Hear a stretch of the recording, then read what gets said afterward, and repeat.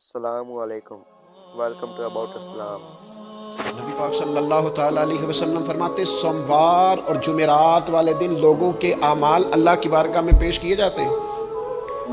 دو مسلمانوں کے دو بھائیوں کے اعمال رب کی بارگاہ میں پیش کیے جاتے ہیں۔ اعمال ہیں، نیک اعمال ہے، نیکی ہے، نماز ہے، روزہ ہے، حج ہے، زکوٰۃ ہے، صدقات ہے۔ وہ نیک اعمال اللہ کی بارگاہ میں جمعرات اور پیر کو پیش کیے جاتے ہیں۔ رب کریم فرماتے ٹھہر جو ذرا ان کے اعمال کو روک دو۔ یا اللہ کیوں؟ فرمائے اس لیے کہ ان کے آپس میں نا دلوں میں نفرت ہے، گھٹن ہے، عداوت ہے۔ ان کو ذرا مہلت دو، یہ پہلے صلح کر لیں پھر ان کے اعمال بھی قبول کر لیں گے۔